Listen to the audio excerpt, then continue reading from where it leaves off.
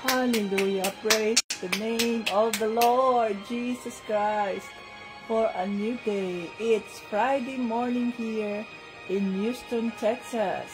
September 5, 2025.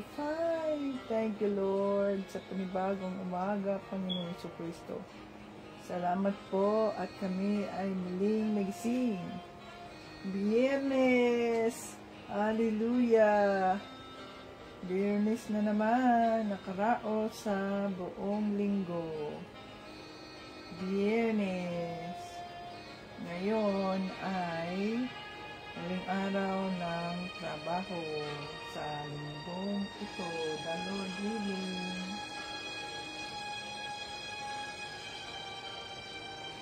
Yes, Lord Jesus. Hallelujah. Thank you, Jesus. Ang kabutihan. Salamat, Lord, sa iyong kabutihan.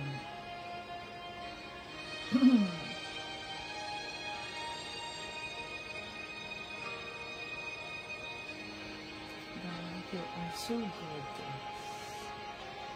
Thank you, Lord. Hallelujah.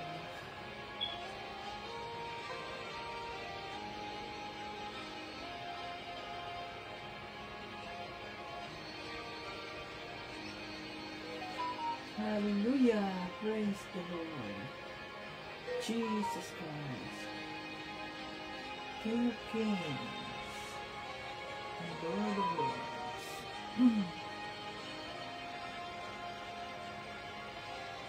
Thank you, Panginoon Jesucristo, dahil kami ay muling nagising. Oh God, you are awesome.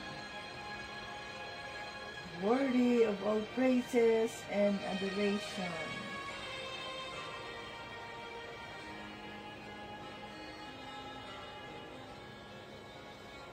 Lord, thank you for your faithfulness.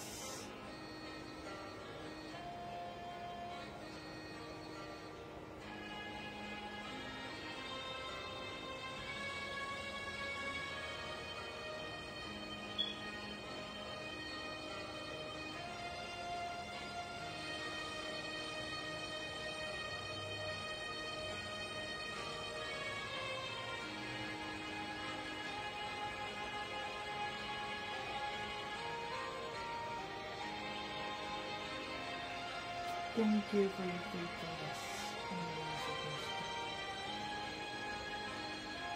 You are so good to us. Thank you, Lord.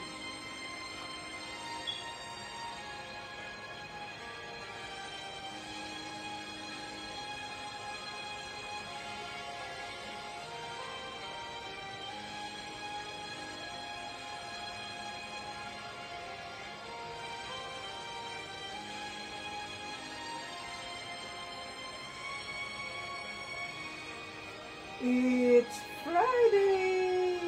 Thank you, Jesus! Malapit na naman ang pahinga, ang batayan ng ating pananampalataya kay Panginoong Jesucristo. John 3:16. For God so loved the world that He gave His only begotten Son, that whosoever believe in Him will not perish but have everlasting life. Hallelujah. Gayon na lamang ang pagmamahal ng Diyos Ama na ibinigay niya ang kanyang kaisa-isang anak na si Jesucristo. Kung sino man ang maniwala sa kanya ay hindi mamamatay, kundi magkaroon ng buhay na walang hanggan. Hallelujah. Thank you, Jesus.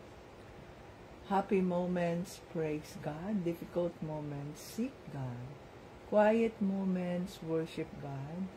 Painful moments, trust God. Every moment, thank God. Amen. Thank you, Jesus. At tayo ay nandito na naman upang pasalamatan natin, sambahin natin ang ating Panginoong Jesucristo. Mapurihan ang Diyos Ama. Oh, hallelujah. So, welcome dito sa ating live, Team Jesus. Team Jesus members, Facebook joiners, YouTube viewers, Facebook viewers, welcome dito sa ating live.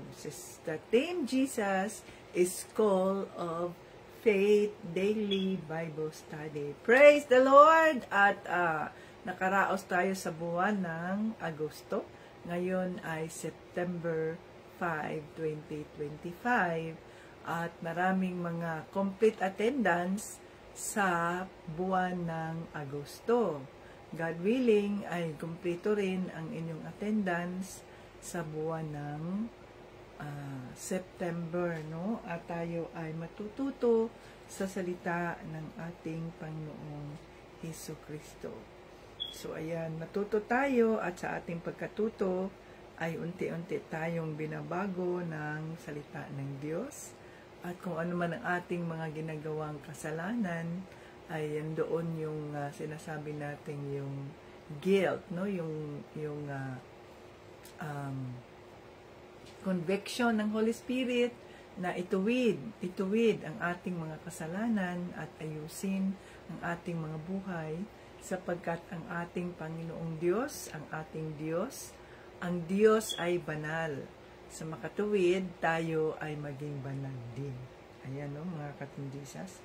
So, dito sa Team Jesus, sa ministry ng ating Panginoong Hesukristo, hindi tayo rito nang huhusga ng ating kapwa.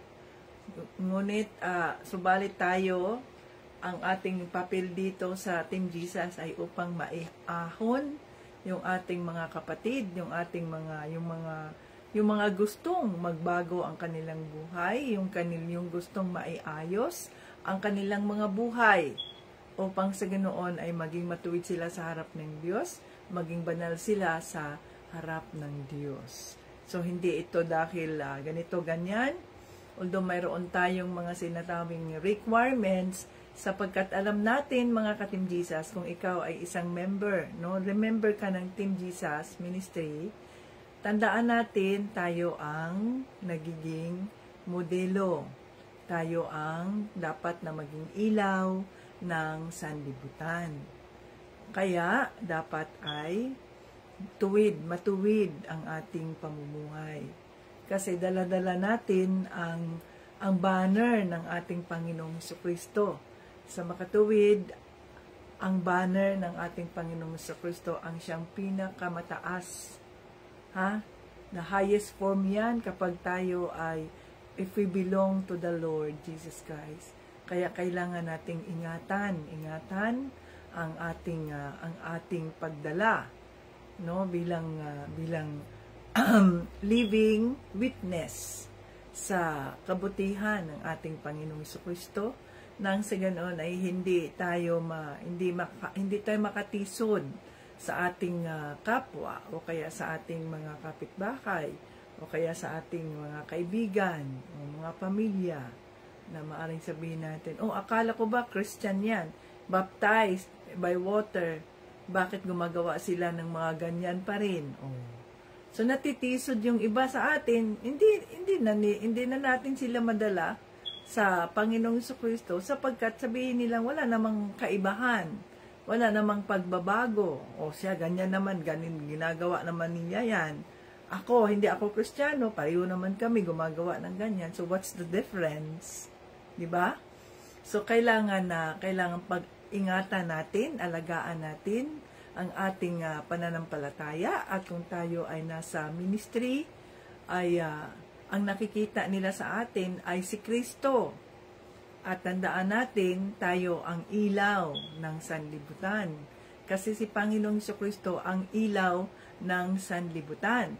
Sa makatuwid, dapat na maging banal ang ating mga buhay at na maging modelo tayo sa paligid kung sino-sinong mga nasa atin. Kaya nandito tayo sa Team Jesus, hindi para husgahan yung ating mga kasamahan, kapatid, kundi para ituwid sila at dalhin sila sa katotohanan at tulungan upang maihaon sila mula sa kasalanan na ito, maihaon sila at maituwid ang kanilang mga buhay. Yan ang ating mission sa ministry. Isa sa mga mission natin sa Team Jesus, mga ka-Team Jesus. Okay. So, yun ang nag-ano tayo. So, kayo dyan na nasa kasalanan pa rin, maaring kayo ay nandito at nagjo-join at kinokonvict kayo ng Holy Spirit na mali ang inyong mga ginagawa. Kagaya halimbawa ng pagsasama-sama ninyo na hindi nyo napigilan ang inyong mga damdamin at kayo'y talagang uros na uros yung inyong mga pagmamahal, no, sa isang taong yan at hindi nyo na mahintay na kayo ay maaaring mapakasal bago kayo magsama at nagsama na kayo ngayon. Pero gusto ninyong lumabas sa sitwasyon na yun, gusto ninyong maituwid. Kaya mag-join kayo dito sa Bible Study at i-message ninyo ako kung kailangan nating maging totoo. Kasi walang ano sa Diyos we cannot hide from the Lord. So kung hindi tayo hindi natin maitago ang ating kasalanan sa harap ng Diyos, ano pa ang halaga kung itago natin ito sa ating kapwa o kaya lalo na kung gusto nating mag-join sa ministry.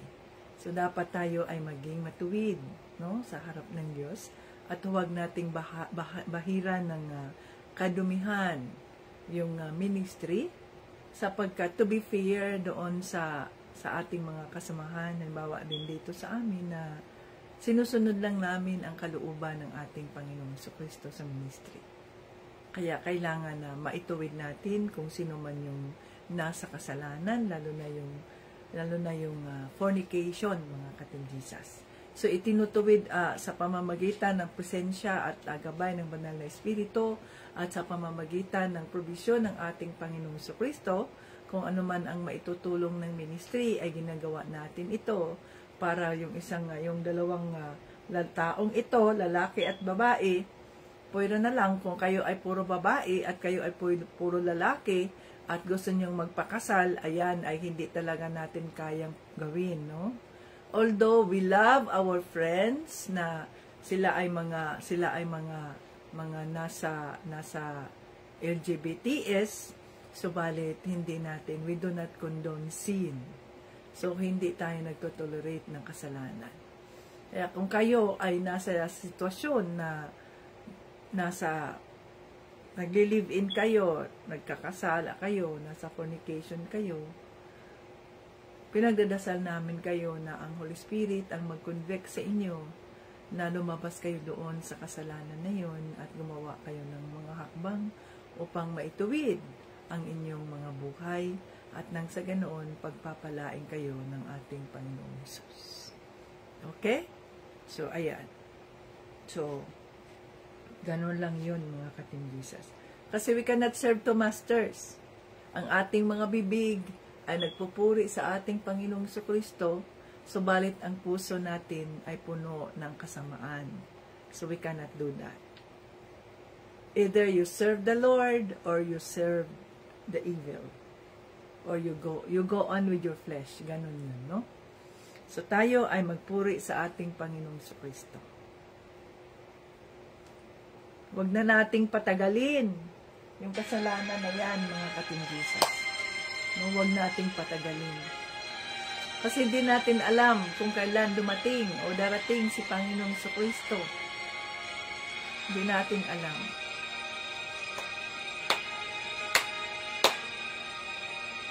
Pagising sa umaga, kay ganda, kay ganda, kay ganda ng mundong ginawa niya. Ngayon ko lang nakita ang ganda ng mundo. Salamat sa Diyos at ako'y binago. Thank you, Jesus. Hallelujah, Lord Jesus. Hallelujah. Nang tanggapin ko si Jesus, aking Diyos, na bago ang lahat sa buhay ko. Bagong ligaya ang nadarama, bagong pag-asa ang nakikita. Thank you, Lord. Hallelujah, Jesus. Lahat ay aking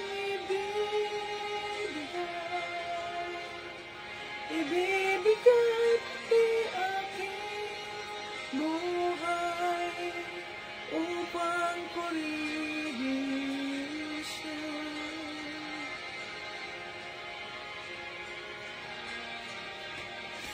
Lahat ay aking ibibigay pati aking buhay upang purihin siya.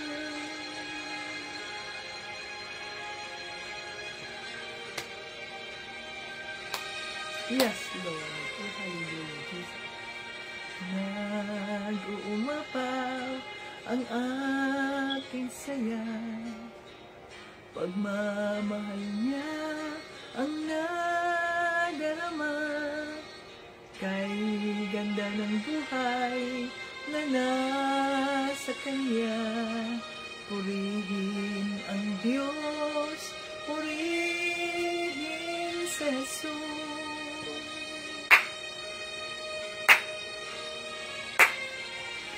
Lahat ay aking ibibigay pati aking buhay upang purihin siya.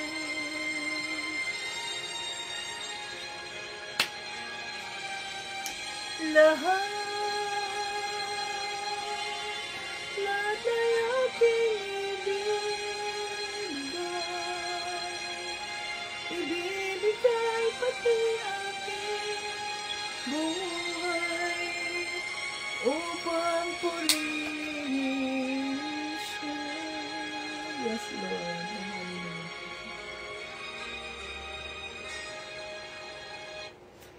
Oh, God. You are faithful. Oh?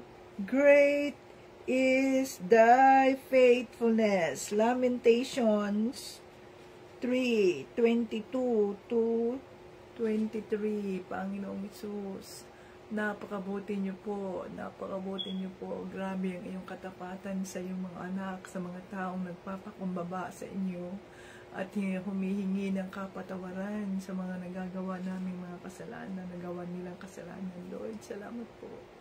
Salamat po sapagkat ang iyong pag-unawa ang aming nararanasan, ang iyong kaawaan, ang iyong mercy. Oh, hallelujah.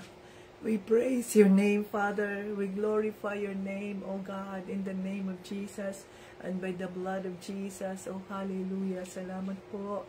At nandito na naman kami upang ikaw ay aming kilalanin, sambahin, purihin, pasalamatan.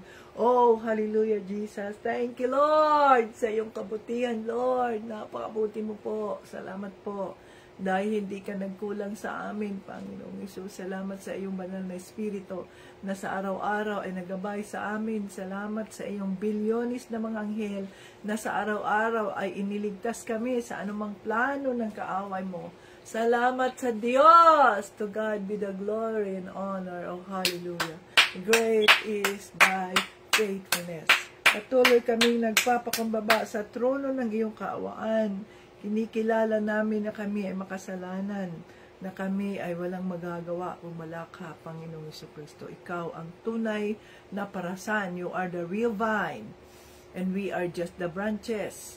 At kami lamang ay mga sanga, at kung wala kami sa iyong presensya, wala, kami ay walang halaga, walang kwenta, patay ang mga sangang ito kapag wala sila sa iyong presensya. Kaya Panginoon, patawarin mo kami sa aming mga nagawang kasalanan, nagkasala na naman kami, Lord. Tulungan mo kami, Panginoong Diyos, na masunod namin ang iyong kalooban, na ang tunay na pagbabago ay ang aming masunod, na kung saan talikuran namin ang aming mga kasalanan at gawin namin kung ano ang nararapat, kung ano ang banal sa iyong harapan. Oh, hallelujah, Jesus. Lord, prepare our hearts, O Lord, sa bawat araw, Panginoon, sapagkat hindi namin alam kung kailan ka babalik, kung kailan mangyayari ang rapture, Lord. Huwag mong hayaan, Panginoon, na maiwan kami at makaranas kami ng tribulation, o kaya ay mapunta kami sa impyerno dahil sa mga kasalanan na aming ginawa. Kaya isinuko namin sa inyo ang lahat ng ito, Panginoong Hesukristo. Tulungan mo kami, Lord. We are hopeless. We are hopeless kung wala ka. Subalit kung kasama ka namin, ikaw ang aming pag-asa at walang iba, Panginoong Hesukristo. O hallelujah. Salamat, Lord Jesus. Salamat, Lord. Patawarin mo kami sa aming mga isipan, sa aming mga puso, sa aming mga bibig, sa aming mga pagkilos, na sa halip na kami ay maging ilaw ng sanlibutan, maaring sa pamamagitan ng mga buhay namin ay nakatisod kami ng ibang mga tao at naipalayo, mas lalo silang lumayo sa inyong presensya, Panginoong Hesukristo. Patawarin mo kami, O Lord. Patawarin mo kami, Panginoong Hesus. Salamat sa conviction of the Holy Spirit na gawin kong anong nararapat sa iyong harapan, Panginoong Hesus. Oh, hallelujah. Yes, Lord.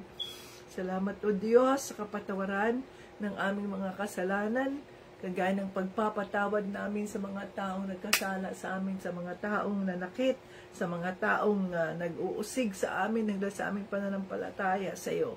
Salamat sa kapatawaran, O Lord, and we speak forgiveness, we speak blessing upon these people, Father God, and give us the courage to overcome evil with good. Nang sa ganun po ay makumbinsi namin sila na madala sila sa iyong kaharian, Panginoong Hesukristo. O hallelujah. Maraming salamat, Lord, sa iyong kabutihan. Salamat, Panginoong Hesus. Napakabuti mo po, Panginoong Hesukristo. O hallelujah. Salamat, Lord, at bigyan mo kami ng maayos na internet connection na hindi mapuputol itong iyong live, kundi ito ay magpatuloy at mairaos namin ng buo na walang mga interruptions, Panginoon, maging ang inyong mga kaanakan na nandito ngayon, O Lord. O hallelujah. Thank you, Jesus, sa iyong kabutihan. Thank you, Lord, dahil nandiyan ka at palagi kang kasama namin sa araw-araw. Salamat po sa kapatawaran ng aming mga kasalanan, O Lord. We welcome your Holy Spirit in our midst today dahil naniniwala kaming the King is in the room. Naniniwala kaming, sabi mo sa mga salita, 2 or 3 gathered in your name, you are in our midst. So kami naniniwala nandito ka sa aming kalagitnaan, nandiyan ka sa mga bahay ng mga kaanakan mo, nandito nakikinig, matyagang nakikinig sa iyong mga salita, O Lord, na nagbibigay ng panahon para ikaw ay pakinggan at matuto sa iyong mga salita. O hallelujah. Salamat po, Panginoong Hesukristo. We praise you and we adore you, Father, in the name of Jesus. Let's welcome the Holy Spirit. Come, Holy Spirit, I need you now. I need your anointing, come in your power. I love you, Holy Spirit. You captivated my soul, and every day I learn to love you more. Come, Holy Spirit, I need you now. I need your anointing, come in your power. I love you, Holy Spirit. You captivated my soul, and every day I learn to love you more. I'm reaching for your heart.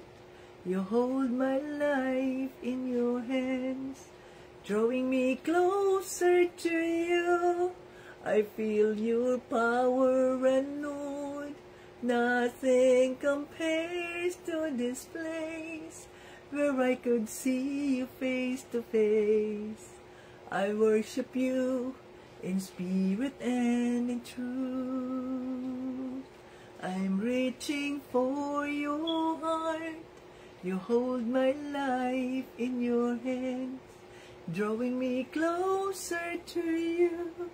I feel your power renewed. Nothing compares to this place, where I could see you face to face. I worship you in spirit and in truth. I'm reaching for your heart.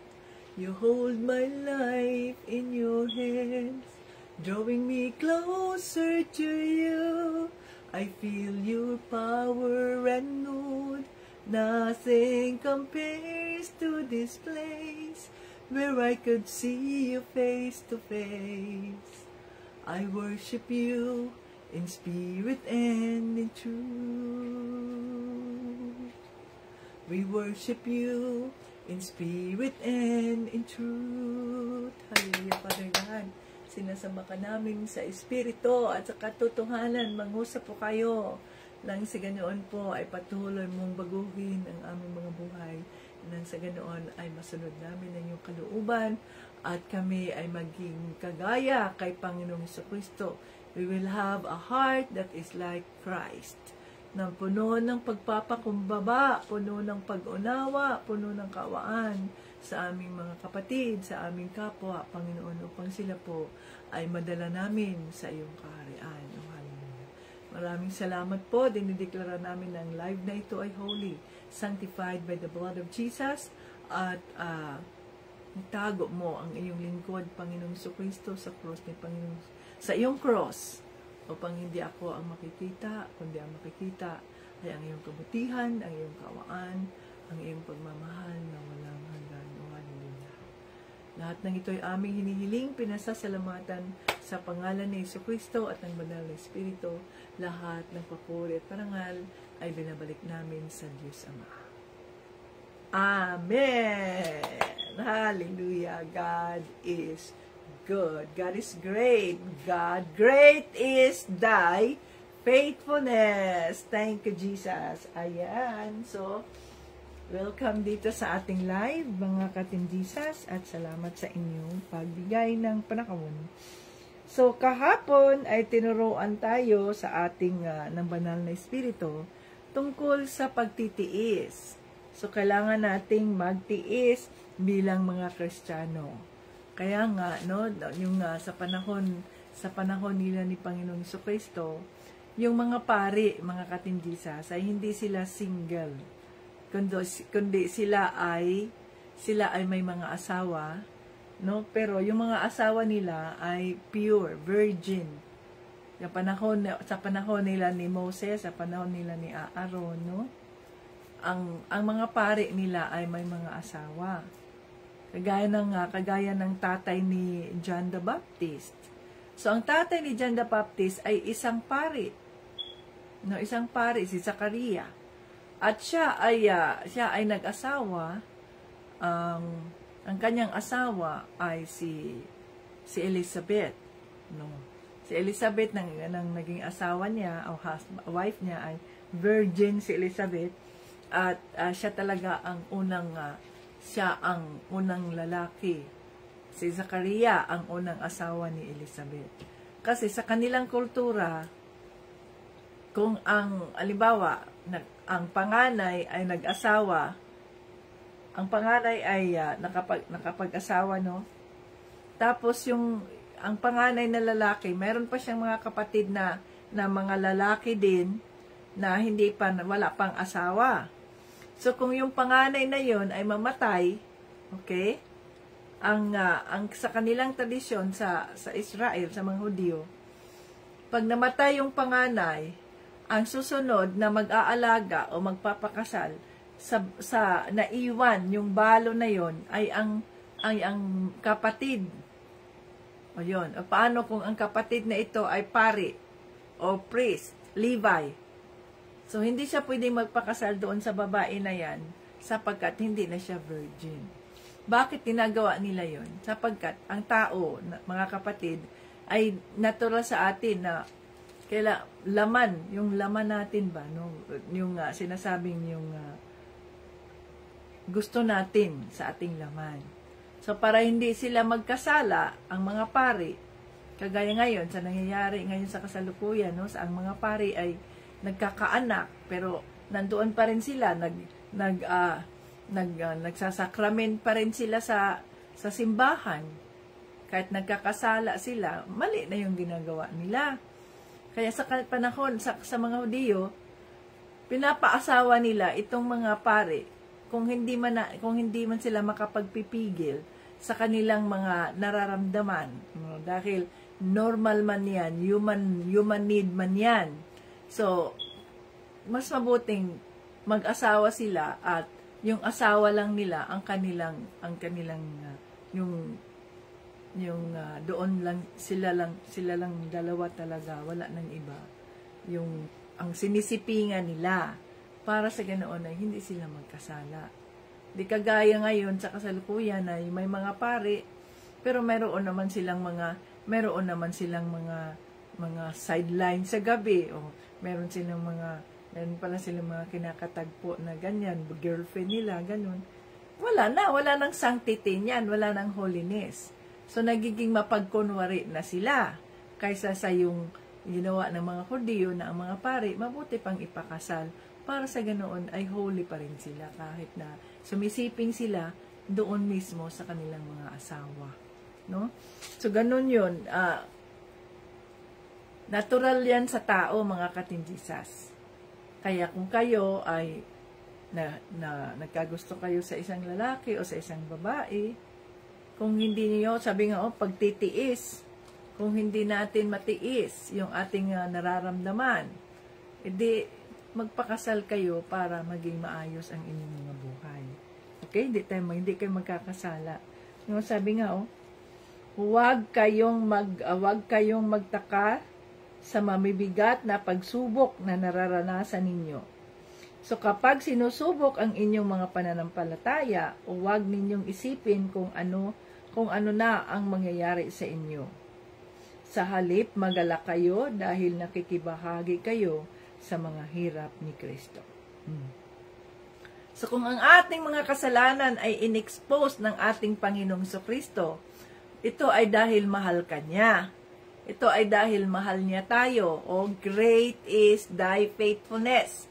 Mahal niya tayo at gusto niya tayong biyayaan ng kanyang mga pagpapala. Subalit hindi naman niya yan magagawa kung tayo ay nasa pamumuhay ng kasalanan. Kaya ine-expose niya yan, nilalabas niya yan para sa ganoon ay matulungan ka na maihaon sa kasalanan na yun dahil hindi mo kayang mag-isa ka. So kailangan mo ng suporta, kailangan mo ng tulong, kailangan mo ng pag-unawa nang sa ganoon ay maihaon ka sa kasalanan na yan, mga katinjisas. So, yung mga pagtitiis natin, ay huwag nating isipin ano nang mangyayari sa atin. No, ang isipin natin ay, praise God! At ako ay naghihirap, ako ay nagtitiis dahil sa aking pananampalataya kay Panginoong Kristo. So, yung pagpipigil sa sarili, mga katinjisas, pagpipigil mo sa sarili na hindi pwedeng gawin ninyo ito dahil hindi pa kayo kasal. Yan ay isang pagtitiis. Kagaya ng nangyari doon sa isang artista, no? May isang artista na 12 years daw silang naging nobyo't nobya, pero ni minsan ay hindi sila nagsiping. Parang kami ni Tito Brian ay hindi kami nagsiping kahit nakikita kami ni Tito Brian, pero hindi kami nagsiping hanggat hindi kami naipakasal. So, ganun lang yun. Kasi alam namin pareho na kasalanan yun. At kung gagawin namin yun, ay magkakasala kami, hindi na kami pagpapalain ng ating Panginoong Kristo. Kaya hindi kami nagsisiping, mga kapatid. So, nandoon yung pagpipigil sa sarili, kahit hanggang doon lang, okay? Maghalikan kayo dyan, magyakapan kayo dyan, okay? Pero hanggang doon lang kayo. Dahil, pag gano'n na, ayan, oops, yeah, this is it. That is our limitation. Hindi na pwede nating i-continue, baka tayo pa ay nagkakasala. O, ganun yun. Para tayo ay pagpapalain ng Diyos. So, dito na tayo sa chapter 5 ng 1 Peter. Okay. Mga bilin sa mga namumuno sa iglesia at sa mga kabataan. Dito tayo sa chapter 5, verses 1. 1 Peter chapter 5, verses 1 to, tapusin na natin ito, 1 to 13. Okay? So, ito na pala ang huling part ng unang Pedro. Tapos na ang unang Pedro. Okay, basahin na natin. 1 Peter chapter 5 verses 1 to 13. Okay. So dito tayo. Mga bilin sa mga namumuno sa iglesia at sa mga kabataan. So ano kaya ang ibig sabihin nito, mga katimjisas? Sa mga namumuno sa iglesia, may nais akong ipakiusap sa inyo bilang isa ring namumuno sa iglesia at nakasaksi sa mga paghihirap ni Kristo at makakabahagi rin sa kaluwalhatian niya sa kanyang pagdating. Alagaan ninyong mabuti ang mga mananampalatayang kasama ninyo, katulad sila ng mga tupa at kayo ang mga tagapag-alaga nila. Dapat taos-puso ninyo silang pangalagaan, dahil ito ang nais ng Diyos. Hindi dahil sa napipilitan lang kayo o dahil sa may hinihintay kayong kapalit, kundi dahil sa nais talaga ninyong makatulong sa kanila. Huwag kayong maghahari-harian sa mga mananampalatayang ipinagkatiwala sa inyo o pang-alagaan, kundi maging halimbawa kayo sa kanila. At pagdating ni Kristo na siyang Pangulong tagapag-alaga, tatanggap kayo ng gantimpalang napakaganda at hindi kukupas kailanman. At kayo namang mga kabataan, magpasakop kayo sa matatanda, at kayong lahat na mga mananampalataya, magpakumbaba kayo at maglingkod sa isa't isa, dahil sinasabi sa kasulatan, kinamuhian ng Diyos ang mga mapagmataas, ngunit kinakaawaan niya ang mga mapagkumbaba. O, hallelujah. Yes, Lord Jesus, salamat po. Ayan o. So, isa yan sa ating mga pinagbabatayan, mga ka-Team Jesus. Ayan.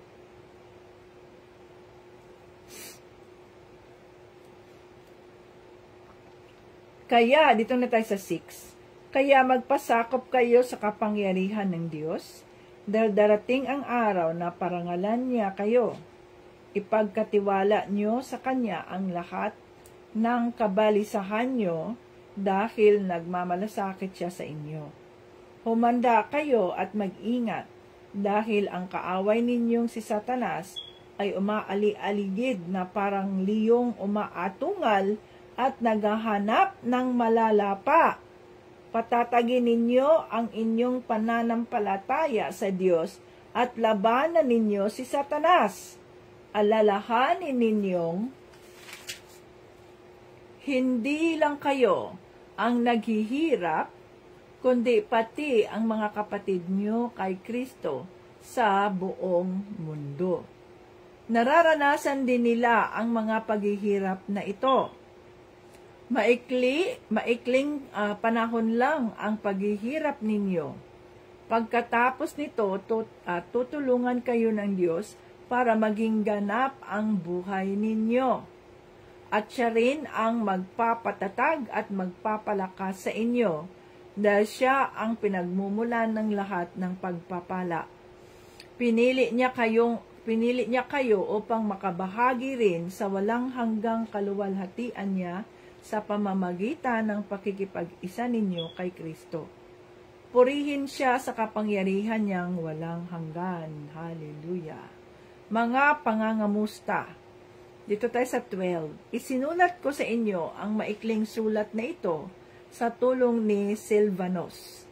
Kapatid natin siya kay Kristo at talagang mapagkatiwalaan. Napalakas ko sana ang inyong loob sa pamamagitan ng sulat na ito at napatunayan ko ang kabutihan sa atin ng Diyos. Manatili kayo sa kabutihan niya. Kinukumusta kayo ng mga mananampalataya sa Babylonia. Katulad nyo, mga pinili rin sila ng Diyos na maging mga anak niya. Kinukumusta rin kayo ni Marcos na itinuring kong anak. Magbatian kayo bilang magkapatid kay Kristo. Sa inyong lahat na kay Kristo, sumainyo nawa ang kapayapaan. Hallelujah. Lord Jesus, maraming salamat po sa iyong kabutihan. Maraming salamat po sa iyong mga salita. Gabayan mo ang bawat isa. Holy Spirit, mangusap po kayo sa bawat isa. Nang sa ganun po ay maintindihan namin ang mensaheng nais mong iparating sa bawat isa, Panginoon. Maraming salamat po.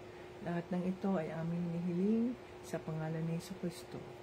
Amen. Okay, so nandito pala sa 1 Peter chapter 5. Yung nandito sa chapter 5 verse 5. Nasa verse 5. 1 Peter chapter 5 verse 5. Ano? 155. Huwag mong kalimutan yan, mga katinjisas. Ang 155. Oh. 1 Peter chapter 5, 1P55. Chapter 5. Anong sabi dito? In the same way, no? In the same way, you who are younger, submit yourselves to your elders. All of you, clothe yourselves with humility toward one another, because God opposes the proud, but shows favor to the humble. Oh, hallelujah. So, ayan mga ka-Team Jesus, no? Kailangan nating magpakumbaba sa ating mga sarili para sa ganoon ay tayo ay maranasan natin ang pabor ng ating Panginoong Jesucristo.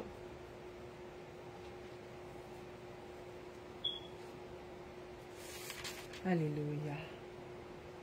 At sabi pa dito, isa pa, importante to mga ka-Team Jesus, be cautious. Ito yung sinasabi natin, 1 Peter chapter 5, verse 8. Be alert and of sober mind. Your enemy, the devil, prowls around like a roaring lion, looking for someone to devour. Verse 8 to 9 ito.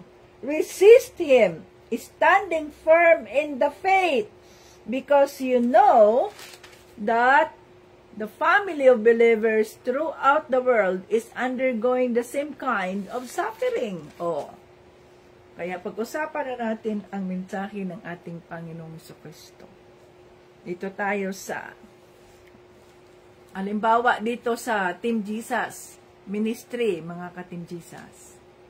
Kami dito, si Tito Brian at si Tita Vitz, kami ang inatasan ng banal na espiritu bilang tagapangalaga ng ministry. No?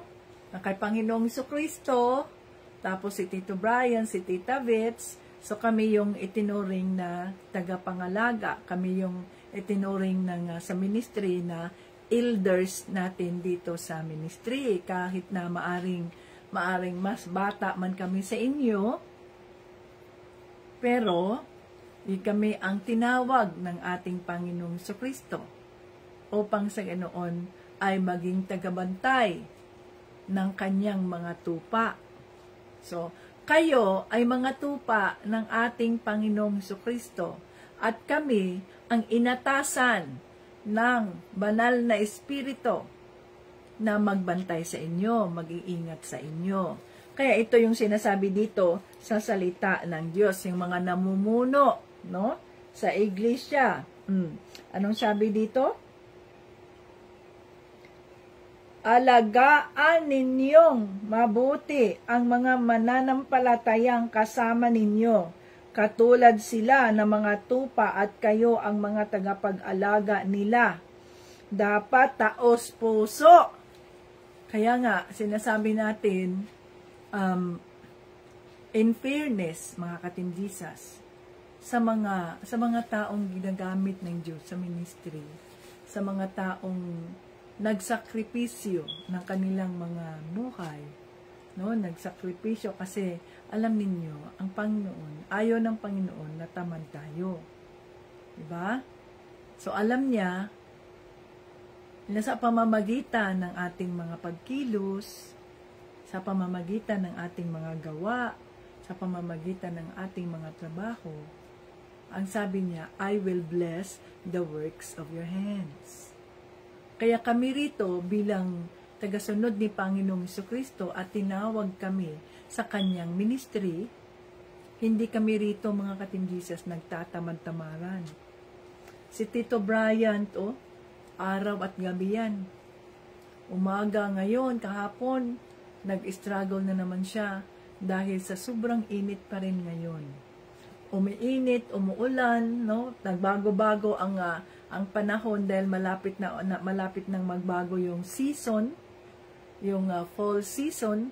So nag-aagaw-agaw yung init at saka yung ulan. Kasi Tito Bryant ay gabi ang struggle niya sa sobrang init, hindi siya makahinga, yung humidity, mga ganun mga katimjisas. So balit siya ay lumalaban. Siya ay sa bawat araw na tayo ay nagising, sa bawat araw na kami ay nagising, ay nagpapasalamat kami sa ating Panginoong Jesucristo dahil magagamit na naman niya ang mga buhay namin. So sa umaga, praise God! Hallelujah! Lord, panibagong umaga. Ayan, magtrabaho na kami. Ayan, mabuti pa yung pakiramdam niya ni Tito Brian. Pero pag uwi niyan, grabe na ang hindi makahinga, pagod na pagod, I'm fatigued, mga gano'n, no? Sa pag-iikot sa mga pasyente, magganyan, magterapi, maang layo, ba't pinupuntahan niya? Kasi yun din ang kanyang misyon.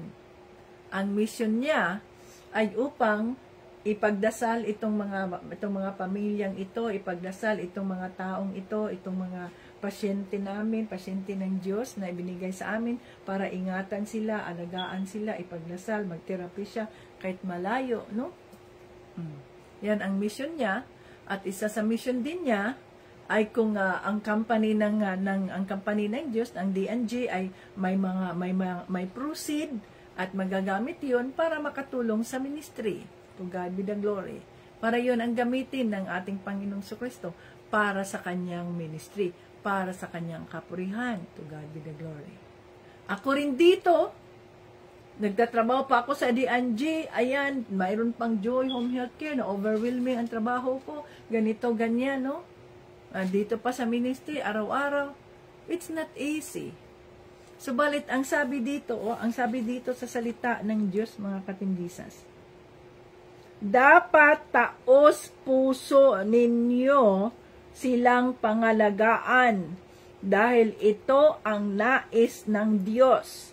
Hindi dahil sa napipilitan lang kayo o dahil sa may hinihintay kayong kapalit, kundi dahil sa nais talaga ninyong makatulong sa kanila. Huwag kayong maghari-harian sa mga mananampalatayang ipinagkatiwala sa inyo upang alagaan, kundi maging halimbawa kayo sa kanila. At pagdating ni Kristo na siyang Pangulong tagapag-alaga, tatanggap kayo ng gantimpalang napakaganda at hindi kukupas kailanman. So yung mga tagapag-alaga, limbawa kayo ang nandiyan kayo sa chapter na yan, kayo ang mga servant leaders sa chapter na yan, kayo ang tagapangalaga diyan sa mga kapatid natin na nandiyan sa lugar ninyo. Kayo ang nag-i-encourage sa mga taong nagjo-join sa ating live sa Bible study, yung mga bago nating mga kasamahan, na i-encourage sila. So kayo diyan sa lugar na yan, samantalang kami naman, kami ang tumitingin, kami ang nangangalaga sa kabuuan ng ministry. At kung ano ang pangangailangan ng ministry, at hinihiling namin yan sa Panginoon, Lord, Ito ang pangangailangan ng iyong ministry. Anong gagawin namin? Anong plano mo po? Ganyan. So, ang sabi dito, wag kayong dapat taos puso nating gagawin ito, mga ka-Team Jesus. Hindi tayo umaasa na may kapalit na ginagawa natin ito dahil mayroong kapalit. Anong kapalit? Yung katanyagan ba? Anong kapalit? Yung makilala ka ng sanlibutan? No. Hindi kailangan na tayo'y makilala ng sanlibutan. Hindi mahalaga yon. Ang mahalaga sa atin sa ministry ay makilala si Panginoong Hesukristo. Sapagkat kami, halimbawa, mga ka-Team Jesus, kami ay mga tagasunod lang.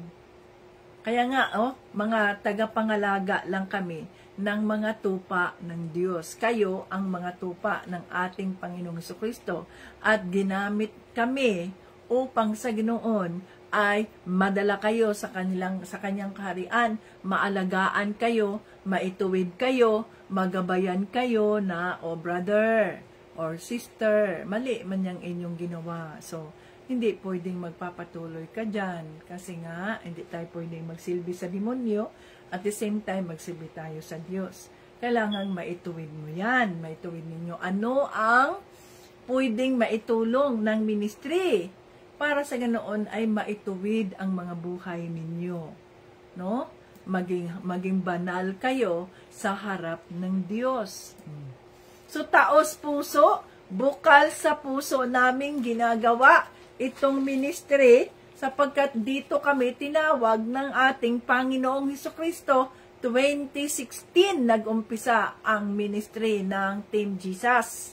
2016. Although ang Team Jesus ay overall man yan, general. Pero yung ministry ng ating Panginoong Hesukristo na ibinigay sa atin ay 2016 pa, nag-umpisa na yon. No? So, una ay binigay niya ang D&G na yun ang kanyang gagamitin upang masuportahan ang pangangailangan ng ministry. Kasi, nung mga time na yon ay ang hirap talaga nung nag-struggle kami tungkol sa ministry at tungkol sa D&G. Testify ko yan sa inyo, time will come as the Holy Spirit leads. Subalit, ang sabi ng banal na Espiritu, don't give up. Dahil gagamitin ko ang company na ito upang maraming mga kaluluwa ang mailigtas. Hallelujah. Ang mga buhay, ang tinatawag nating yun kasi yung sa 2015 ay ibinigay ng Diyos sa amin yung D&G, no? Pinapamahala sa amin ang D&G at grabe ang D&G. Ang daming mga utang, ang daming problema. Subalit the Lord is great. He restored. Great is thy faithfulness. He restored the company, mga ka-Team Jesus. At hanggang ngayon ay buhay pa rin ang company ng Diyos. Divine and gracious rehab. No? Divine and gracious rehab. So, buhay pa rin siya, mga ka-Team Jesus, hanggang ngayon, nananatili para masuportahan. So, ang sabi ng Panginoon, ang sabi namin kasi si Tito Brian nung time na yon ay i-give up na niya ang D&G. I-give up ko na yung D&G, ganito, ganyan. At bakit kailangang sumakit yung ulo ko tungkol dyan? Pwede naman akong magkontrata doon sa iba-ibang mga Pero pinagdasal namin yun. Sabi ng Holy Spirit, you pray and fast. So nagpe-prayer and fasting kami. Lalo na ako, nagpe-prayer and fasting, ilang araw yan, na ang pagkain mo ay ganito lang, o wala kang kakainin, tubig lang, ganyan. At hinihintay mo ang kalooban ng banal na Espiritu. At ang sabi ng ang vision na ipinakita ng Holy Spirit sa amin tungkol sa ministry, hallelujah, no? Ay ang D&G, ang gagamitin niya, ito yung magiging source of water. Tandaan natin, si Panginoong Jesucristo ang source of water natin. At ang company ay company niya. So nakita ko sa aking vision na ito yung fresh water na tumakbo siya tumakbo ang tubig, tumakbo. Ang nakikita ko sa vision ko ay patay na mga damo, patay na mga puno, patay lahat. Walang kakulay-kulay, dead. Dried bones, ganon, dead. No?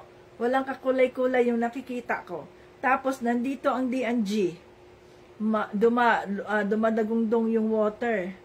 Nagpo-flow ang water. Yung sariwang water, busilak na tubig. Nagpo-flow siya. Nagpo-flow.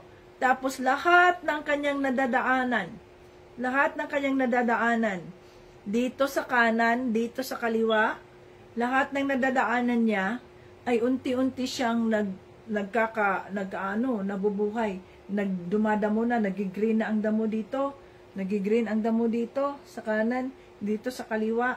Tapos patuloy siya. Sige, tuloy siya, ganyan. Bawat nadadaanan niyang bahagi ng lugar na yan ay nagiging green. Tapos nakikita ko yung mga puno na patay ay unti-unti siyang muling nabubuhay. Nabubuhay siya. Tapos may mga dahon. Dito naman sa kabila, grabe yung vision na pinakita ng Holy Spirit sa akin. That was 2015 nung sumuko na sana kami sa company. Tapos yan, wag ninyong sukuan ang aking company, ang sabi ng Holy Spirit. Okay? So, ganyan, hanggang wala siyang tigil. Ang vision ay walang tigil ang vision. Sa bawat lugar na nadadaanan niya, nang dahil sa tubig na yan, na naging supply, no? Naging supply ang tubig na yan, doon sa drought. Ang mga lugar na yon ay nagkakaroon ng drought.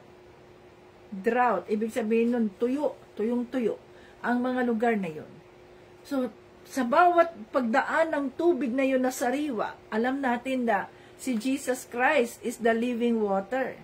Kapag nakadaan si Jesus Christ, si Panginoong Jesucristo sa mga buhay natin, pag nakadaan siya sa mga buhay natin, ang ating pagiging tuyo sa Espiritu ay mabubuhay yan, magkakaroon yan ng life, magiging berde siya. Kasi ang red, ang green, mga katim Jesus, ay nagsisimbolo ng buhay.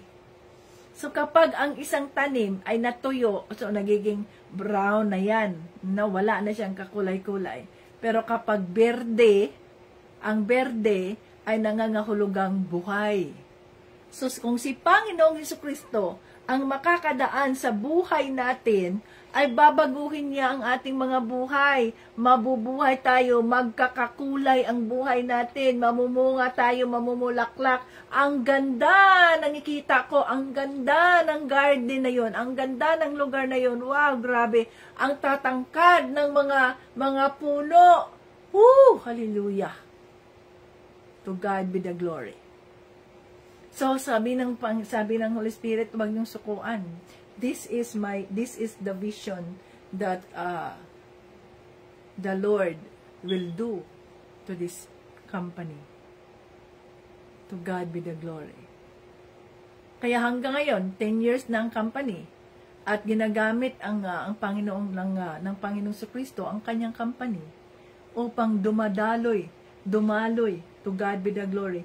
Ang mga pagpapala, dumaloy ang mga pagpapala at marami ang maililigtas ng dahil sa mga pagpapala na ibinibigay ng ating Panginoong Jesucristo.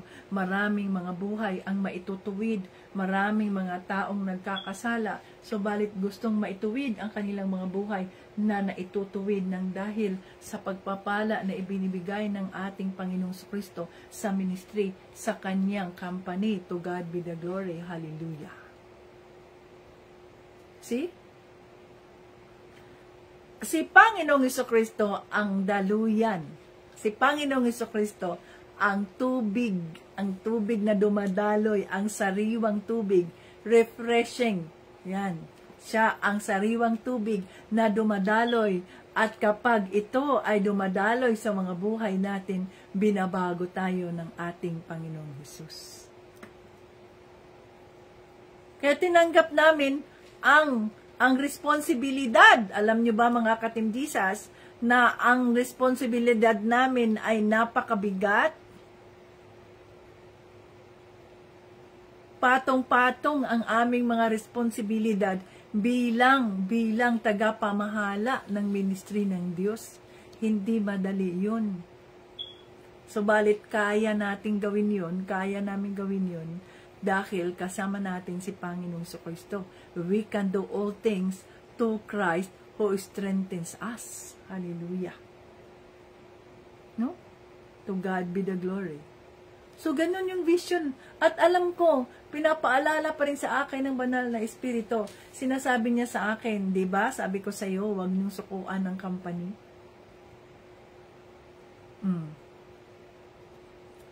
By the grace of God, yes, we endure yung pagtitiis na ito, na gawin ang tama sa harap ng Diyos, magsumikap, magtrabaho, kahit nahihirapan, kahit napapagod. Subalit, thank you Lord, sa umaga ang lakas-lakas pa, pagdating na sa hapon, pag-uwi na, ay Lord, salamat po. Pag nakarating na dito sa garahe, salamat po, Panginoong Kristo, sa iyong katapatan. Thank you, Holy Spirit, for your guidance.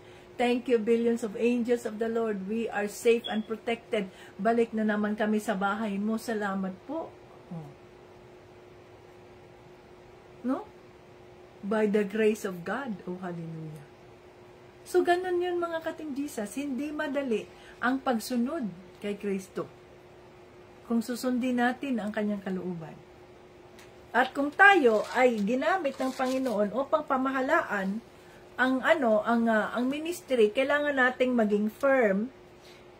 Firm, ibig sabihin, kung ano ang desisyon ng Holy Spirit, yun ang ating susundin. At kung ano ang mali, ay mali yan sa harap ng Diyos. Subalit, kung makikipag-deal tayo sa kamalian na yan, ay ayusin natin ang pakikipag-usap at ituwid natin, kapatid, sis, brother, o ganito, ganyan. Hindi naman tayo pwedeng hindi man natin pwedeng i-compromise ang salita ng Diyos. So, tandaan natin, tayo ay mga ilaw. So, kailangan nating ipakita na mga ilaw tayo. Tayo ang itinuring na mga ilaw ng sanlibutan. Yung sanlibutan na madilim. So, kung may nagkakasala sa ating magkapatid, sa ating mga kapatiran, maaring ituwid natin yan. Mayroong sanction yan dahil nga mayroon tayong may consequence ang ating kasalanan. Subalit ito'y hindi nangangahulugan na we are condemning them. O kaya'y yun bang hinatulan natin sila sa kanilang kasalanan. Kundi, sinabi lang natin na ito ang katotohanan, ito ang kasalanan yan sa harap ng Diyos, nasa sa inyo yan, kung anong desisyon ninyo, pero ang ministry ay hindi tayo nag-tolerate sa kasalanan. You have the choice. Desisyon mo yan kung anong plano mo. Ganun yun, mga katimdisas. Hindi tayo naghahatol, kundi ang ginagawa natin ay itinutuwid natin, ito ang tama sis, ayon sa salita ng Diyos, tama brother, nasa sa inyo yan, kung ano ang inyong sundin.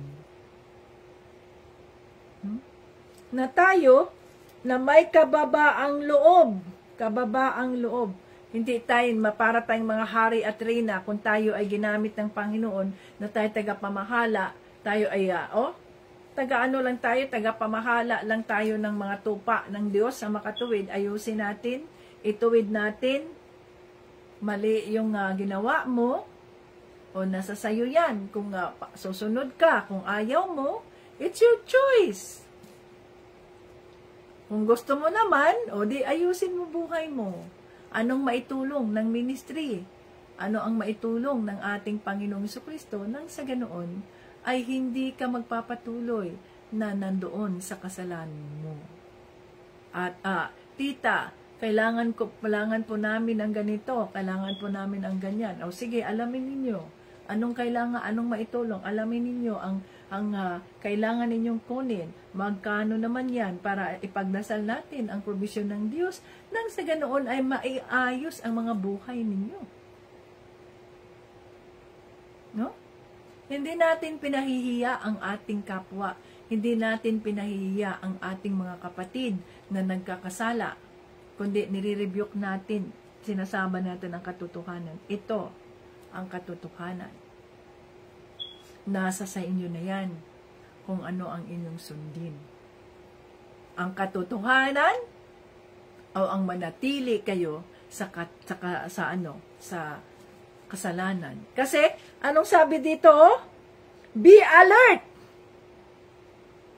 The enemy, be alert and of sober mind. Your enemy, the devil, prowls around like a roaring lion looking for someone to devour.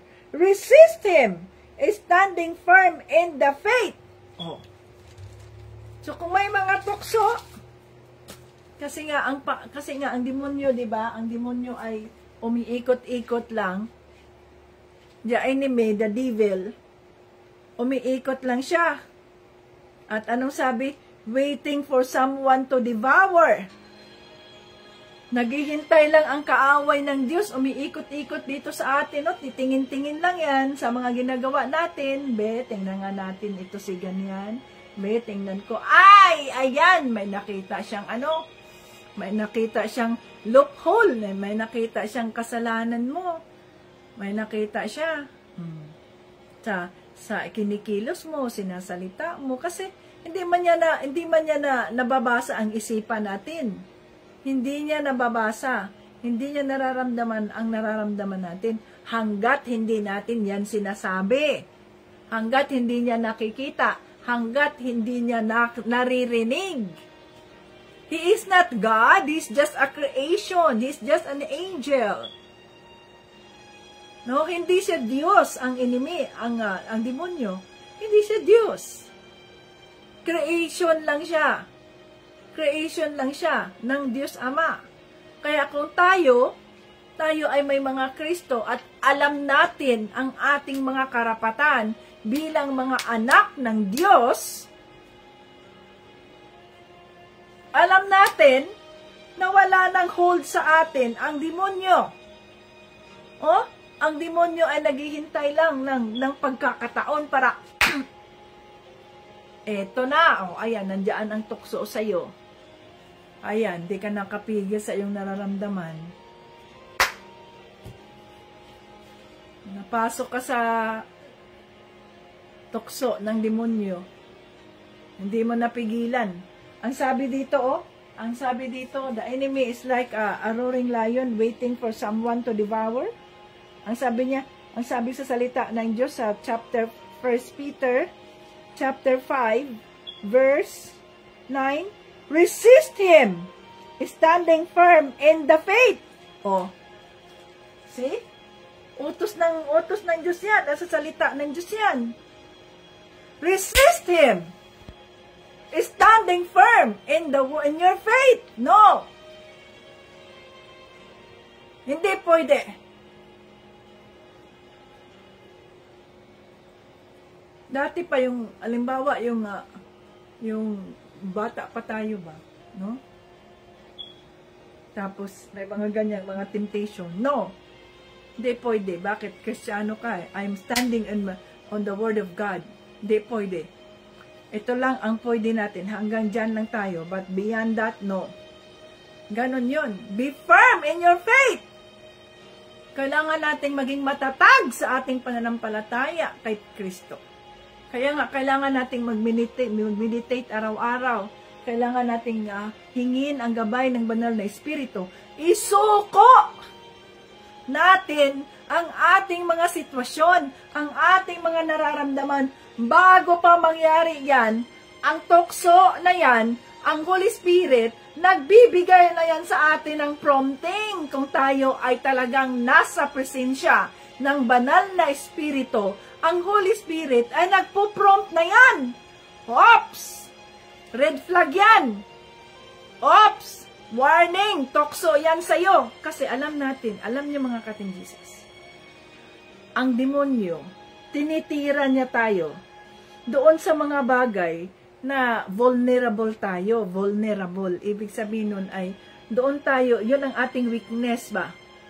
Madali tayong natutukso sa mga yan. Bawa, pagmamahal mo sa taong ito, matagal na kayo, ganito, ganyan, nagbalikan kayo, ganyan. That is your weakness.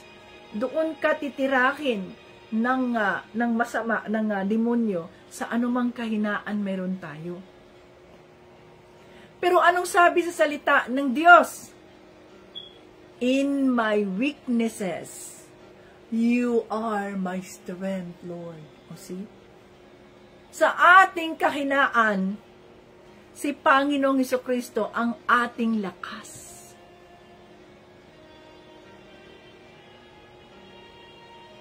So, anong gagawin? Nandiyan ang tukso. Ayay, red flag ito. Weakness ko to, mahal ko ang taong ito eh. Paano ba yan? Oh. Isuko mo, Lord, guard my heart. Lord, kahinaan ko ito, Panginoong Jesucristo. Tulungan mo ako, gabayan mo ako. Patatagin mo ang aking pananampalataya.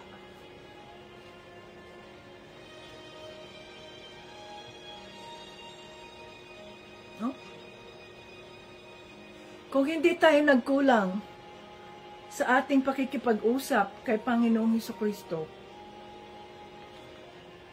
kung hindi tayo nagkulang na isuko yung mga sitwasyon natin kay Panginoong Jesucristo, I don't think so. Matukso tayo sa kaaway ng Diyos. At tayo ay daladala natin yung guilt, daladala natin yung kabigatan sa loob dahil nagkakasala tayo. Bakit? Ang Holy Spirit, nandoon yan eh. Magpo-prompting yan siya eh. This is red flag. Hey, warning ko ito sa'yo. Nandoon na yan, pero it is our choice. Kasi, we are given the free will and the intellect. We are given the free will and intellect eh. Pero kapag isinuko mo sa Diyos ang buhay mo, ang isip mo, ang puso mo, Father, lead me, guide me, teach me your ways. Let them known to me. Anong gagawin ko? He honors the prayer of the righteous. Diba? He honors the prayer of the righteous. Pero kapag tayo, inuunahan natin ang Panginoon sa plano niya sa buhay natin, yun talaga ang mangyayari, mga ka-Team Jesus. Nagkakamali tayo, matukso tayo, at dala-dala natin yung kabigatan sa loob natin. Nawala yung kapayapaan, nawawala yung galak, maaring nakangiti ka man sa iba, nakaganyang ka, ganito, masaya ka, sa feeling mo, masaya ka, but actually you are not happy. You do not have the joy of the Lord. Kasi ang Holy Spirit, hindi yan pwedeng mananatili sa puso mo kung nagkakamali ka, nagkakasala ka. If you are living in sin, the Holy Spirit cannot stay there. Kasi inalis mo siya eh. Ang iniwan mo, ang pinangimbabawan mo, pinangimbabawan natin ay ang ating sariling gusto.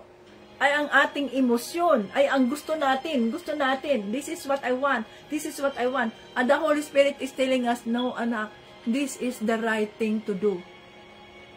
Wala, hindi natin pinansin ang Holy Spirit. Kaya tayo nagkakamali. Kaya nawawala yung tunay na galak. Nawawala yung we pretended to be happy. We pretended to have the joy. Ngumingiti tayo, ganito tayo, but deep inside us, we are rotten. Nabubulok tayo sa loob. Bakit? Hinayaan natin ng demonyo eh. Ayan, anong sinasabi sa salita ng Diyos? Be alert. Be sober. Mag-ingat. Magbantay. Sapagkat ang demonyo ay nasa paligid natin, naghihintay lang ng pagkakataon na tayo ay mahulog tayo sa kanyang bitag at tayo ay matukso.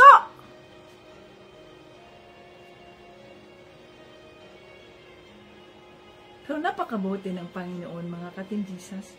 Sapagkat sabi niya, oh, great is thy faithfulness. Kasi kung nahulog tayo sa bitag, anong sabi sa salita ng Diyos, di ba? Yung 100 na mga tupa, yung isa ay nahulog doon sa bitag ng demonyo. So, anong ginawa ni Panginoong Jesucristo?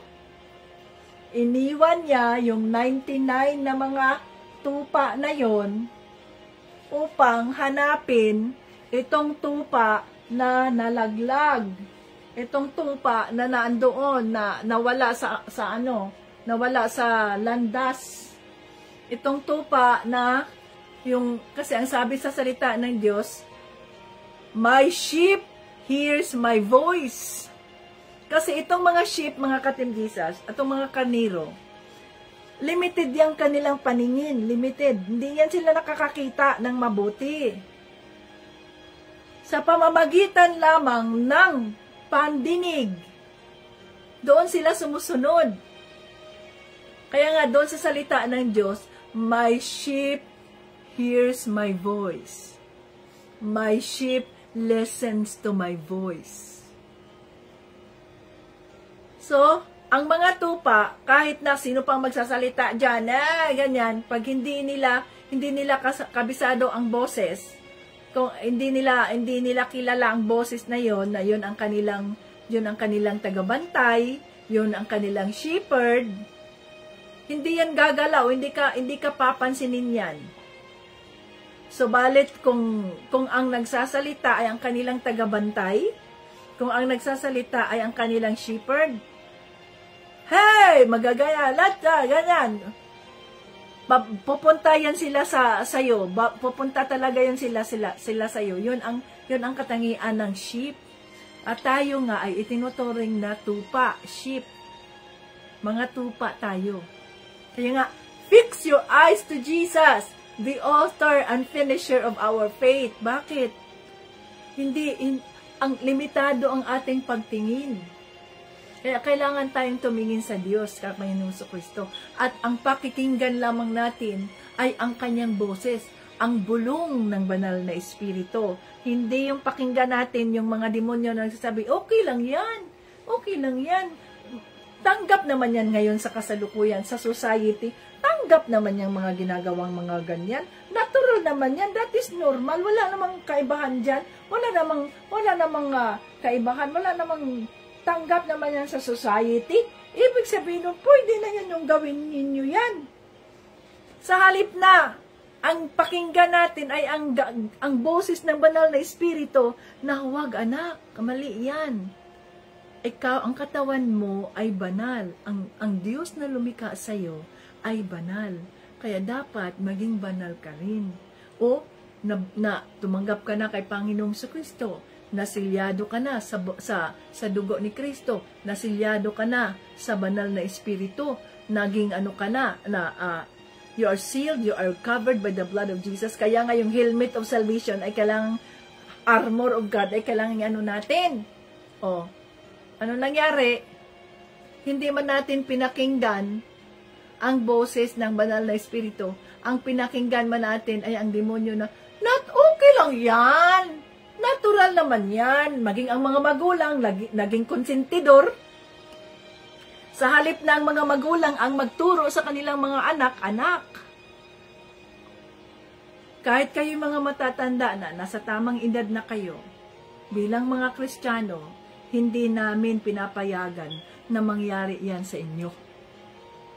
No? Kailangan ang mga magulang ay firm din na tayuan, no? Parang ako. No, si Kuya GB. Sabi ko, no, Kuya GB. Hindi mo pwedeng gawin yan na manatili ka dyan. You only have two options. Ang mag-asawa ka at gagastos kami, ipakasal namin kayo, o ang ibalik mo ang babaeng yan sa pamilya niya, magpatuloy ka sa pag-aaral mo. That's it. No other options. Ganon lang yun, kasimple.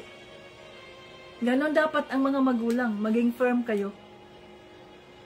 Ituwid ninyo ang inyong mga anak. Hindi yung ikonsinti ng mga magulang na, sige, hayaan nyo na lang. Okay, okay na kayo. Ako yung magdesisyon. No, it's not.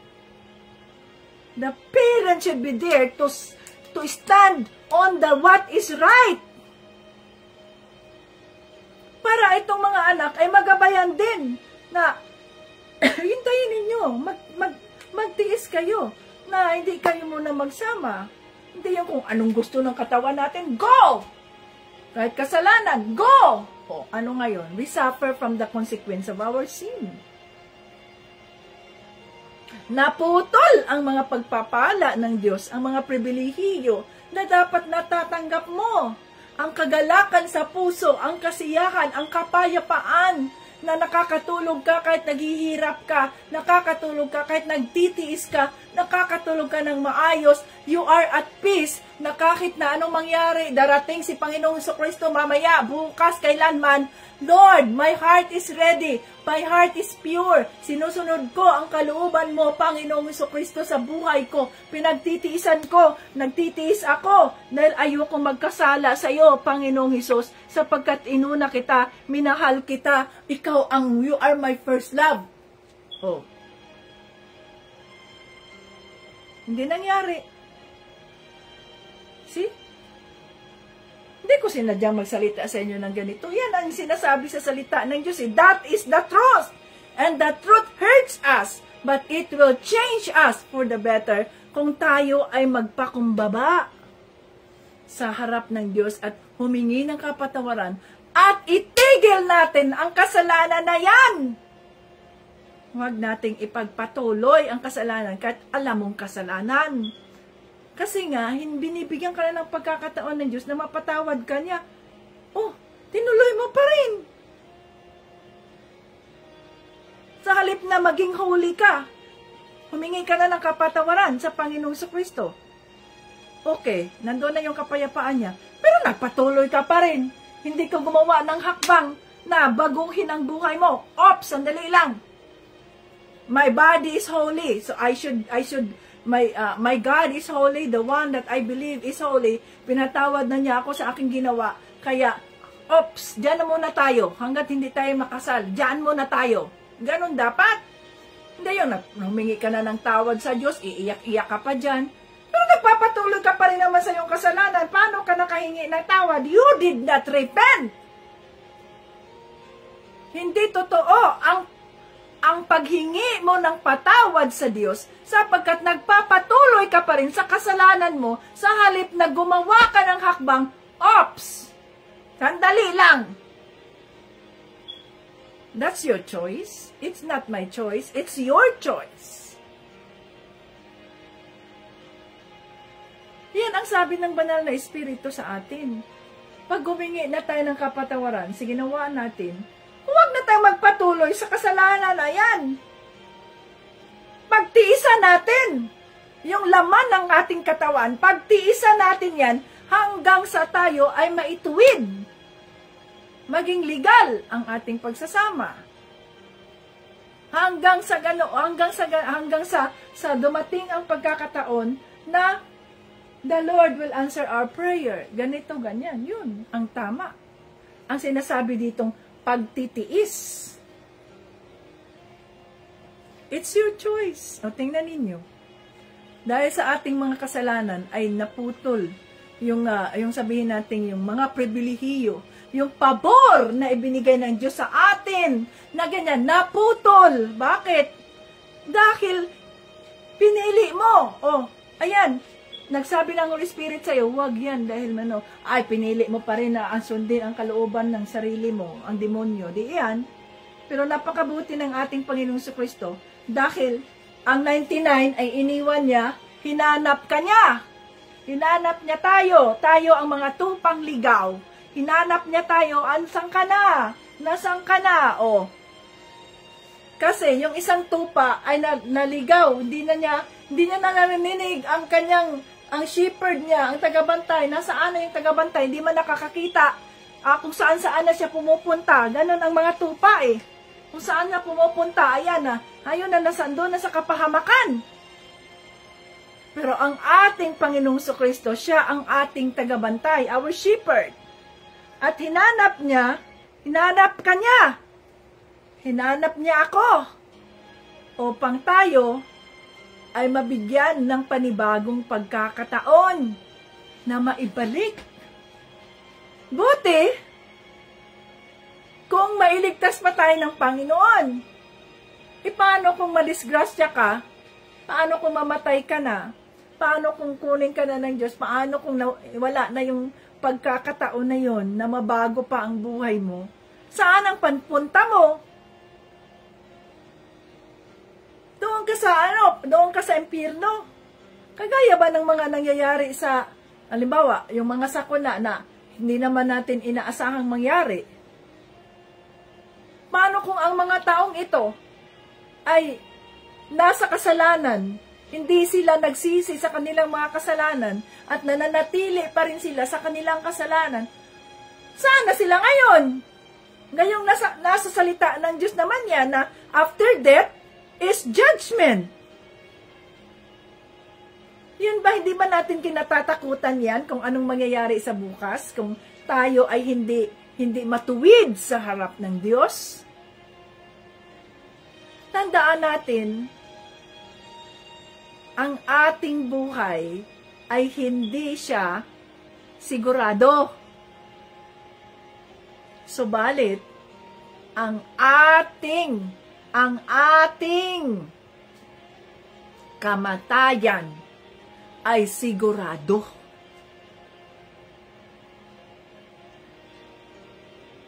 Sigurado ang ating kamatayan. Paano kung mamatay ang tao na yan at hindi man siya nagsisi? Sabihin mo ba na, ay hindi, nandoon pa yan sa purgatory at ano pa yan, misahan natin yan ng milyon-milyong halaga para mapunta doon sa langit, malipat sa purgatory at doon sa langit. No! That's a false doctrine. That is a false teaching. Walang purgatory sa salita ng Diyos. After death is judgment. Kahit ilang milyon pang padasal mong gagawin dyan. Bakit? Tayo lang mismo habang tayo may hininga pa, habang tayo ay may buhay pa, tayo ay binigyan ng pagkakataon ng Diyos na magsisi. Narinig natin ang katotohanan. Itong ating sitwasyon, tayo ay nagsisi sa ating kasalanan. Yan ang hinahanap ng Diyos, ang totoong pagsisisi at pagtalikod sa ating mga kasalanan upang tayo ay maibalik sa relasyon natin sa ating Diyos Ama.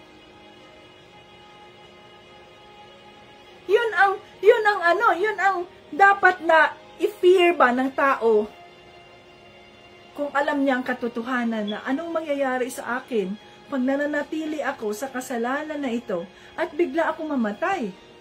O kaya biglang dumating si Panginoong Kristo, saan ako pupuliton? Doon ako sa impyerno, doon ako sa apoy na walang katapusan, naaagnas na ang katawan ko, na nararanasan ko pa rin ang init ng apoy. Yun dapat ang isa-isip natin ba? Bago natin gawin yung mga kasalanan na yun, bago natin hayaan ayoko maimpyerno.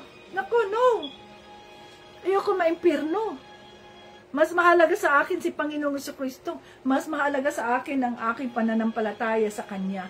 Ayokong maimpyerno. Ayokong masayang ang sinimulan kong ang pagtitiis kong gawin na ang mabuti, ang pagpapakumbaba ko na hindi ako lalaban balik doon sa mga nagkakasala sa akin, sa nanakit sa akin, hindi ako nakikipag-away, I overcome evil with good. Ayokong masayang ang lahat ng yun sa loob ng ilang taon, tapos sa isang saglit lamang na ako'y nagkamali at dumating si Panginoong Kristo o kaya ako'y namatay, ay napapunta na ako sa impyerno. Huwag nating sayangin.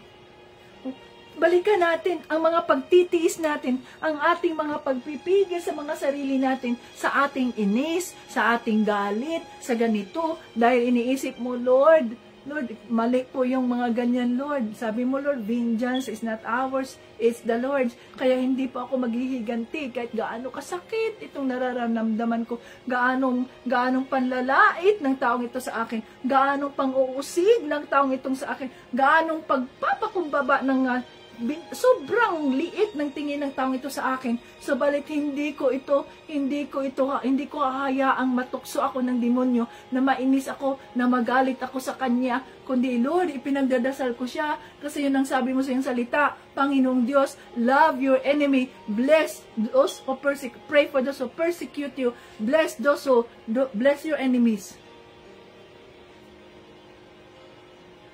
Tapos sa isang saglit lang ay nagkamali ka na at namatay ka. Nasa kasalanan ka. Hindi ka nakapagsisi sa ginawa mong kasalanan. No? So ganun yun mga ka-Team Jesus. Ang ating kaaway ay nasa palibot lang natin, paligid, naghihintayan. Be, sino nga? Tingnan natin. Ito. Sapol ka! Nahulog ka sa bitag ng demonyo. No? Ang sabi dito, resist the devil. Stand on your faith. Stand firm in your faith.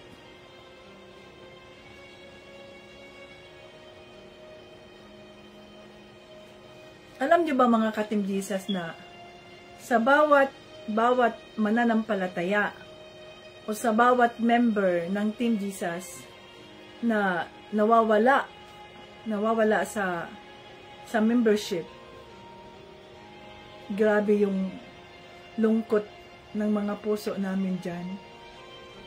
Kung si Panginoong Jesucristo ay nalulungkot, kung kami ang bigat ng aming nararamdaman, kung kami ay yung napapaiyak kami, Lord, Panginoon, ano ang pagkukulang namin sa ministry? Ano ang kakulangan na ginawa namin at bakit nangyari ito, Panginoong Diyos? May mga pagkukulang ba kami sa iyo at bakit nangyari ito? Nalaglag ang isang kapatid. Panginoon, humihingi kami ng kapatawaran sa iyo dahil kami ay tinuring mong mga tagapangalaga.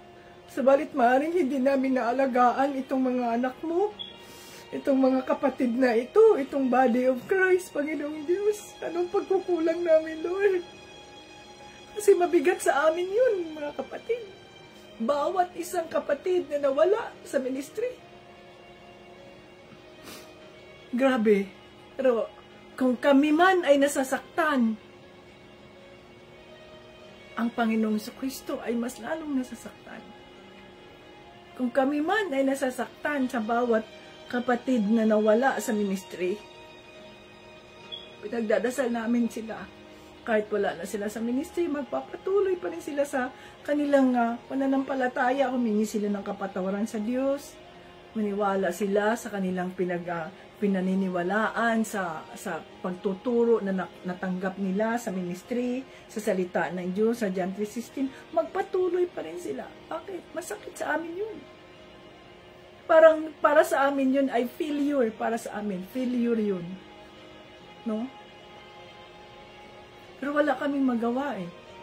Hindi namin hawak ang mga buhay ninyo. Hindi namin hawak. Kami ay tagasunod lamang. Tagapangalaga, hindi naman kayo nagkwento, hindi naman din kayo nagsabi anong mga sitwasyon ninyo, bago nyo nangyari yan, bago nagawa yan. That is so painful to us. But we just give it all to the Lord.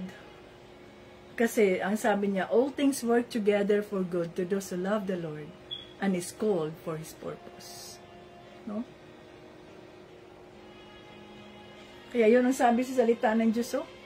Be sober, be alert. The enemy is like a roaring lion waiting for someone to devour. Waiting for someone to devour. Hindi nyo lang alam kung ano ang sakit na nararamdaman namin. Why? We failed, Lord. Sa aming pagiging tagapangalaga ng iyong mga tupa. We failed. But, alam nyo, tayo ay mga tagasunod ni Panginoong Jesucristo at siya lamang ang nakakaalam kung bakit hinayaan niyang mangyari yun. Hindi yun ang magiging dahilan upang tayo ay mawalan ng pag-asa o kaya upang tayo ay ma-discourage na magpapatuloy sa ating mga katawagan.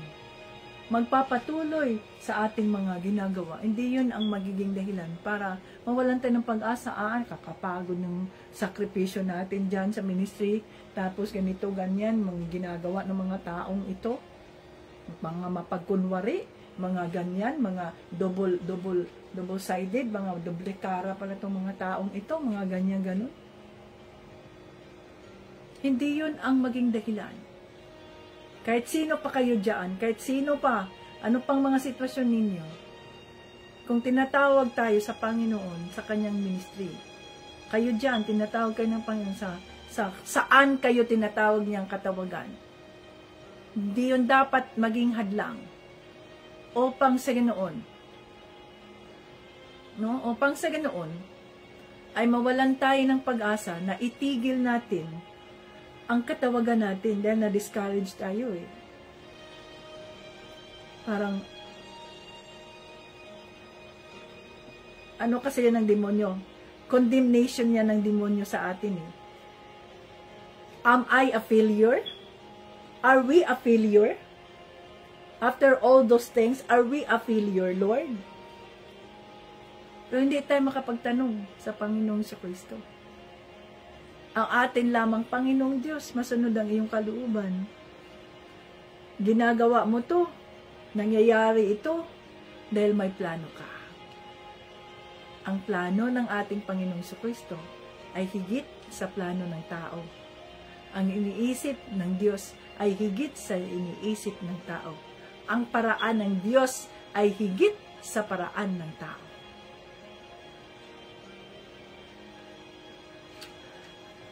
Lord, salamat sa iyong kabutihan, Panginoon. Salamat po. Salamat po dahil kami ay iyong tinatagpo. Salamat po, Panginoong Jesucristo. Dahil dati kami ay mga tupang ligaw. Subalit ikaw, iniwanan mo ang 99 na mga tupang mabuti at nakakinig sa iyo upang hanapin mo ang isang tupang naligaw at hindi narinig ang iyong mga salita, ang iyong boses. At kami po iyon, Panginoong Jesucristo, ang mga tupang naligaw. Salamat dahil ikaw ang aming tunay na tagapagbantay. Panginoon Diyos, patatagin mo po ang aming pananampalataya, Panginoong Jesucristo. At kung sino man po ang iyong mga tinatawag para yun ay maging tagabantay ng iyong mga tupa, Lord,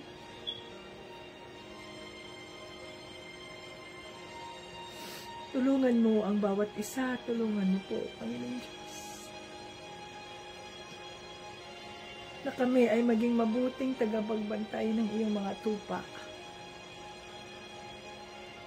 Na maituwid po, walang malalaglag, walang mawawala na iyong mga tupa. Kundi sila po ay tutubo, sila po ay maging tapat sa inyo. Sila po ay susunod sa iyong kalooban, Panginoong Jesucristo, sapagkat ikaw ang aming totoong tagapagbantay at kami ay iyong mga tupa. Maraming salamat sa pribilehiyo na gamitin mo ang aming mga buhay upang mapangalagaan itong mga tupang ito. Ang iyong mga tupa, Panginoong Hesus. Patatagin mo kami, palakasin mo kami sa kabila ng mga depression namin, sa kabila ng mga discouragements namin, Panginoon, ikaw ang aming lakas.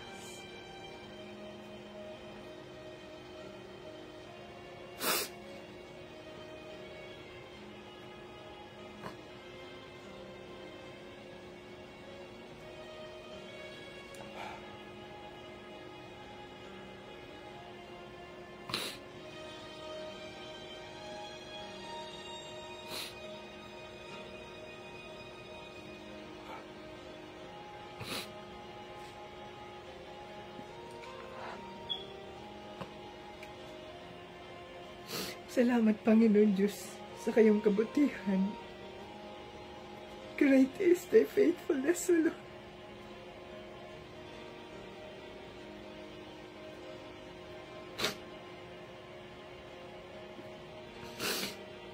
Thank you, Lord, because you are our comforter.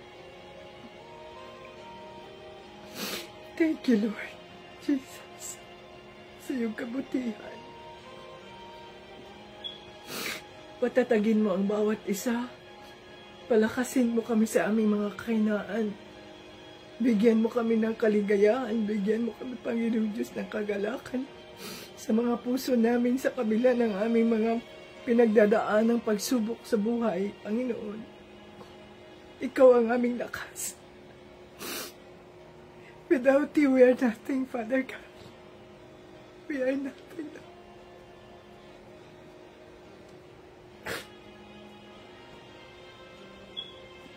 Salamat. Salamat na nandiyan ka. Nandiyan ka, Panginoon. Salamat po.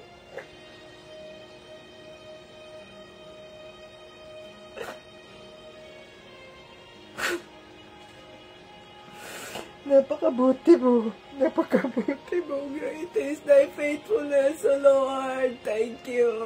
Thank you, Lord, sa iyong kabutihan.